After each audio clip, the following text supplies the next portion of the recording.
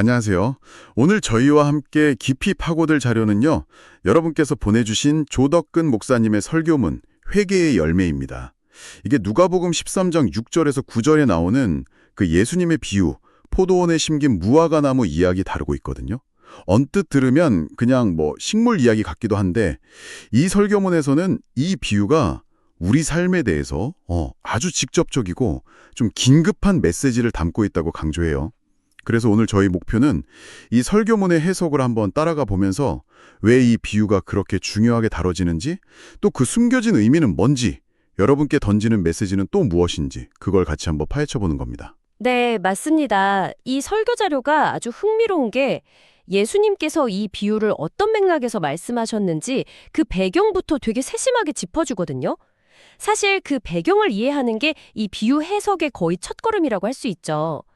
당시 사건들하고 이 비유가 어떻게 연결되는지, 또 비유 속 요소들이 각각 뭘 상징하는지, 이 설교문의 시각을 따라서 한번 자세히 들여다보겠습니다. 좋습니다. 정말 흥미로운 해석이 담겨 있을 것 같은데요.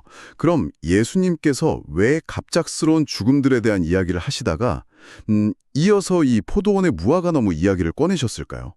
그 연결고리부터 한번 찾아보죠. 자, 그럼 이 비유를 제대로 이해하기 위한 첫 단추, 바로 맥락인데요.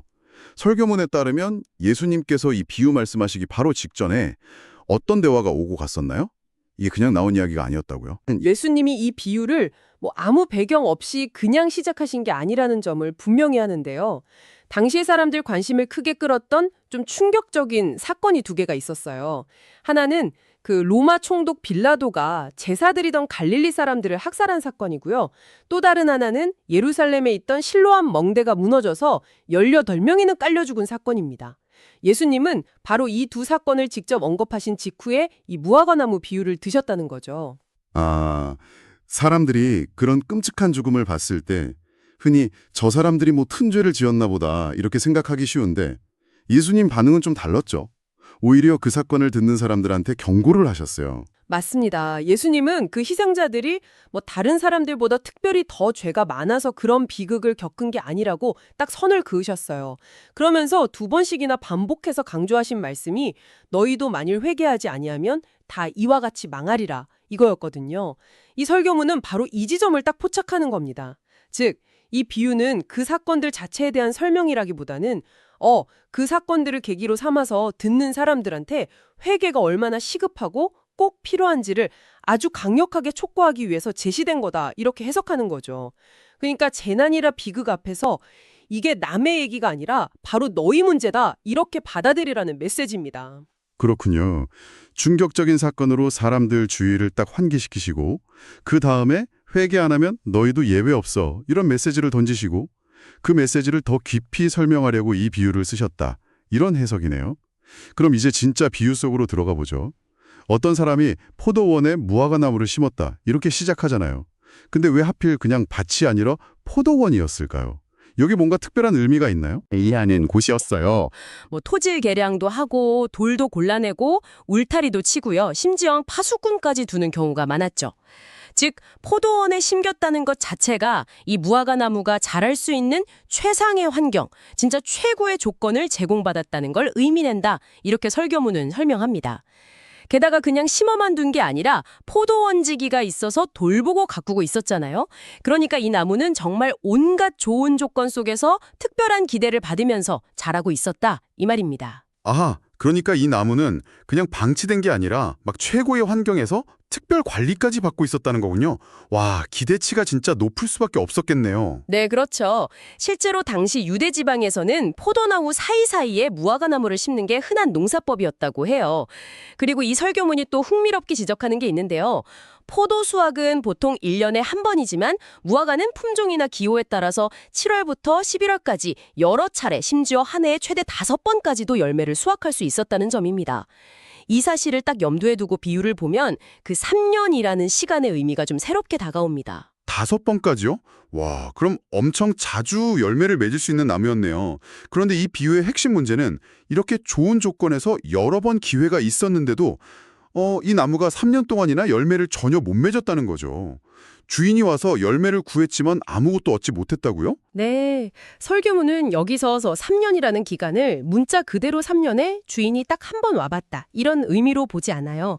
오히려 무화과 나무가 1년에 여러 번, 많게는 5번까지 열매 맺을 수 있다는 점을 생각하면 주인이 열매를 기대하면서 3년 동안 이 나무를 찾아온 횟수는 최소 서너 번에서 많게는 15번에 달했을 수도 있다 이렇게 추정합니다. 와, 15번이요? 15번이나 찾아왔을 수도 있다고요?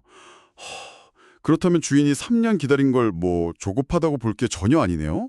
오히려 엄청난 인내심을 발휘한 거네요. 바로 그 점을 이 설교문이 강조하는 겁니다. 예수님께서 여기서 일종의 과장법을 쓰셔서 상황의 심각성이랑 주인의 인내를 동시에 보여주신다 이런 해석이죠.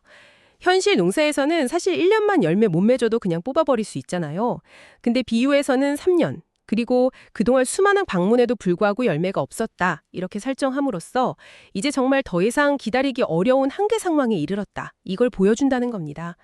헛걸음을 그렇게나 많이 했다고 생각하면 와, 주인의 인내심이 정말 대단했다는 걸 알 수 있죠. 그렇게 오랫동안 그렇게 여러 번 기회를 줬는데도 아무 소득이 없으니까 주인이 찍어버리라, 어찌 땅만 버리게 하겠느냐 이렇게 말하는 게 충분히 이해가 돼요. 좋은 땅의 양분만 축내고 있으니 나무 자체도 문제지만 땅에도 손해를 끼치고 있는 셈이네요. 맞습니다. 설교문도 그 점을 정확히 짚어요. 포도원의 좋은 땅은 한정된 자원이잖아요. 근데 나무가 양분은 계속 빨아들이면서 자라기만 하니까 땅의 기운은 소모되죠. 열매라는 소출이 있으면 그 투자가 의미가 있는데 열매 없이 양분만 축내고 있다면 그야말로 땅만 버리게 하는 진짜 손에 끼치는 존재가 된다는 겁니다. 이쯤 되면 주인의 결정, 즉 찍어버리자는 말은 지극히 합리적이고 당연해 보입니다. 그런데 바로 이 결정적인 순간에 포도원지기가 딱 등장해서 상황에 개입하죠. 그렇죠. 포도원지기가 주인한테 간청하잖아요. 주인여, 금년에도 그대로 두소서. 이미 3년이나 기다렸는데 1년만 더 시간을 달라는 거죠. 근데 그냥 시간만 달라는 게 아니라 아주 구체적인 약속을 하죠. 네, 아주 적극적이고 구체적인 제안을 합니다. 내가 두릅하고 거름을 줄이니 라고 말하죠. 이게 단순히 시간을 벌거나 현상 유지를 하겠다는 뜻이 아니에요. 두릅한다는 건 나무 주변 땅을 깊게 파서 뿌리가 좀 숨을 쉬고 양분을 더 잘 흡수하게 돕겠다는 의미고요. 거름을 준다는 건 특별한 영양분을 공급해서 나무의 생육을 촉진시키겠다 이런 의지인 거죠. 이미 좋은 포도원 땅인데도 불구하고 거기에 더해서 특별 관리를 통해서 최상의, 아니 어쩌면 최후의 노력을 기울여 보겠다. 이런 포도원직의 절박함과 기대를 보여주는 대목이라고 설교문은 해석합니다. 1년을 더 기다려달라는 요청이 그냥 단순히 시간 연장 이상의 의미를 갖는군요. 아까 무화과가 그해 해도 여러 번 열매 맺을 기회가 있다고 했잖아요. 그걸 생각하면 최대 5번 정도의 마지막 기회를 더 달라는 간청으로도 들리네요. 이 설교문은 포도원지기의 행동이 단순한 연민이나 시간 끌기가 아니라 정말로 이 나무가 다시 살아나서 열매 맺기를 간절히 바라면서 마지막 희망을 걸고 최선을 다하겠다. 이런 의지의 표현이라고 봅니다. 그래서 일부 성경 번역에서는 이후에 만일 열매가 열면 좋거니와 이 부분을 어쩌면 내년에는 열매를 맺을지도 모릅니다. 또는 아마도 금년에는 열매를 맺을 것입니다. 와 같이 포도원지기의 희망과 기대를 더 강조하는 뉘앙스로 번역하기도 한다고 언급해요. 어떻게든 포기하지 않고 살려보려는 거죠. 하지만 이 추가적인 기회와 특별 관리조차 무한정 제공되는 건 아니라는 점도 분명히 하죠. 포도원지기 스스로가 마지막 선을 딱 긋는 것 같아요. 맞습니다. 포도원지기 스스로 조건을 답니다. 그렇게 했는데도 열매를 맺지 못하면 그 후에는 찍어버리소서. 총 4년이라는 시간, 그리고 그동안 열매 맺을 수 있었던 수많은 기회들. 아까 계산대로라면 1년에 3번만 쳐도 12번 이상의 기회가 주어지는 거잖아요. 이렇게 충분한 시간과 최선의 노력, 특별한 돌봄까지 다 제공되었는데 또 불구하고 끝내 열매를 맺지 못한다면 그때는 더 이상 미룰 수 없이 나무 자체가 제거될 것이다. 이런 명확한 경고입니다. 은혜의 시간에도 끝이 있다는 것을 암시하는 거죠. 자, 그럼 이제 이 비유 전체가 우리에게 던지는 메시지를 종합해 볼 시간입니다. 예수님께서 왜 회개하지 않으면 망할 거다 이렇게 경고하신 직후에 이토록 생생한 포도원과 무화과나무 이야기를 들려주셨을까요? 설교문은 이 비유의 각 요소들을 우리 현실과 어떻게 연결시키나요? 네, 이 설교문은 비유랑 우리의 삶을 아주 직접적으로 연결해서 해석합니다. 포도원에 심겨서 온갖 좋은 조건과 기회를 누렸지만 열매 맺지 못한 무화과 나무는 바로 우리 자신, 그러니까 이 시대를 살아가는 사람들을 가리킨다고 봐요. 그리고 그 나무가 심겨진 포도원은 우리가 회개하고 하나님께 돌아설 수 있도록 주어진 모든 좋은 환경과 기회들, 예를 들면 말씀을 들을 기회라든지 신앙 공동체, 아니면 삶 속에서 경험하는 하나님의 은혜 같은 것들을 상징한다고 해석합니다.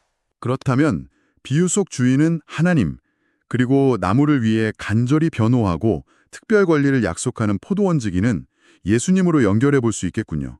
그리고 나무가 맺어야 할 열매는 당연히 서두에 강조되었던 회개의 열매일 테고요. 네, 설교문은 정확히 그렇게 해석합니다. 주인이신 하나님은 우리가 마땅히 맺어야 할 회개의 열매를 기대하시면서 오랫동안 기다리지만 우리가 계속해서 열매 없이 땅만 버리는 상태로 있다면 결국 심판을 피할 수 없다는 걸 보여준다는 거죠. 하지만 포도원지기이신 예수님께서 우리를 위해 중재하시면서 우리가 열매 맺을 수 있도록 마지막 기회를 허락해달라고 간청하시고 심지어 두릅하고 걸음을 주는 것과 같은 아주 적극적인 도움과 은혜를 베푸신다는 그림을 제시합니다. 그 해석의 관점에서 보면요. 처음에 언급되었던 그 갈릴리 사람들 학살이나 실로암 망대 붕괴 같은 사건들은 어떤 의미로 다가올까요? 설교문은 그 사건들을 마치 주인이 3년 동안이나 무화과 나무를 찾아와서 열매를 확인했던 것처럼 우리 삶에 다가오는 일종의 방문이자 점검으로 해석해요. 즉, 우리 주변에서 일어나는 여러 가지 사건, 사고들, 개인적인 어려움이나 사회적인 재난들을 보면서 우리가 그것을 그냥 단지 남의 일로 치부하거나 두려워하기만 할 게 아니라 자신을 돌아보고 회개할 기회로 삼으라는 촉구이자 경고라는 것이죠. 그러니까 우리 주변의 안타까운 일들이나 어려운 상황들이 어쩌면 우리에게 잠깐 멈춰서 너의 삶을 돌아봐라, 회개할 거 없는지 생각해봐라, 이렇게 말씀하시는 하나님의 신호일 수 있다는 거군요. 그런데 우리는 비유 속 무화과 나무처럼 그런 수많은 신호와 기회들을 그냥 무심하게 흘려보내고 있을 수 있다, 이런 지적이네요. 바로 그 점을 아주 날카롭게 지적합니다. 1년에 여러 번 열매 맺을 수 있는 잠재력을 가진 무화과 나무가 주인이 찾아올 때마다 단 하나의 열매도 내놓지 못했던 것처럼 우리에게 회개하고 삶을 변화시킬 기회가 수없이 주어지고 있음에도 불구하고 우리가 그에 합당한 반음, 즉 회개의 열매를 맺지 못하고 있는 현실을 이 비유가 고발하고 있다는 겁니다. 하지만 비유는 절망으로 끝나지는 않죠. 무화과 나무에게 1년의 유예 기간과 포도원지기의 특별한 돌봄이 약속되는 것처럼 우리에게도 여전히 기회가 주어지고 있다는 희망적인 메시지로도 연결될 수 있겠네요. 네, 설교문은 바로 그 희망의 메시지를 강조합니다.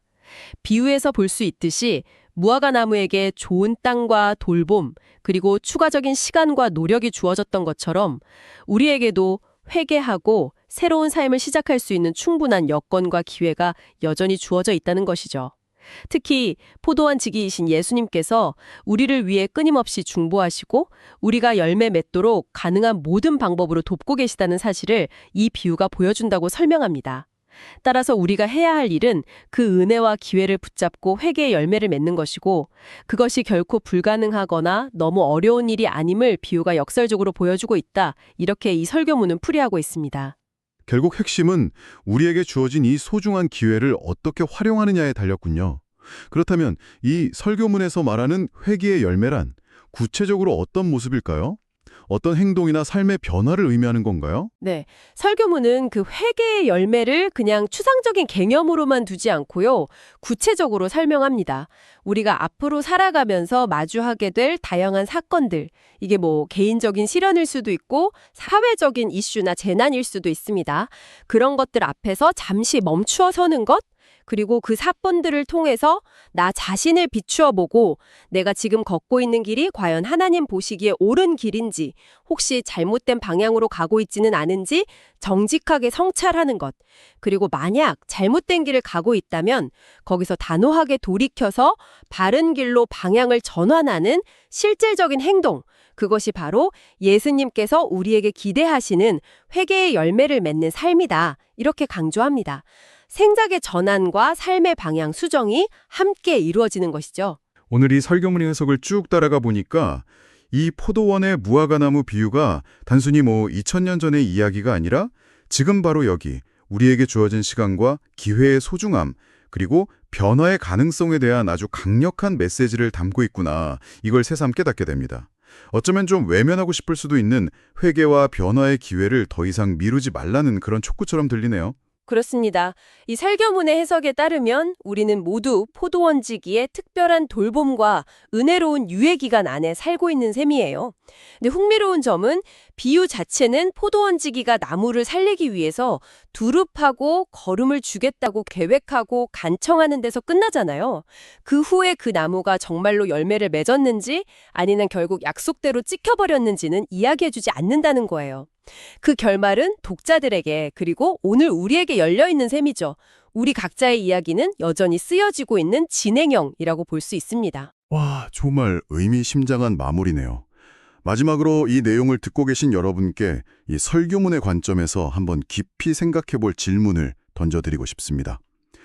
포도원지기가 열매 없는 무화과 나무를 위해 두릅하고 거름을 주겠다고 특별한 노력을 기울이겠다고 약속한 것처럼 오늘 바로 여러분의 삶에서 여러분이 회개의 열매를 맺도록 돕기 위해 주어지고 있는 특별한 돌봄이나 기회는 구체적으로 무엇이라고 생각하시나요? 어쩌면 매일 반복되는 일상의 작은 사건일 수도 있고 예상치 못한 만남이나 누군가의 충고일 수도 있고 혹은 마음을 움직이는 어떤 메시지일 수도 있겠죠. 여러분의 포도원지기는 지금 어떤 방식으로 여러분을 돌보고 계실까요? 한번 조용히 곱씹어 보시는 시간을 가져보시면 어떨까 싶습니다.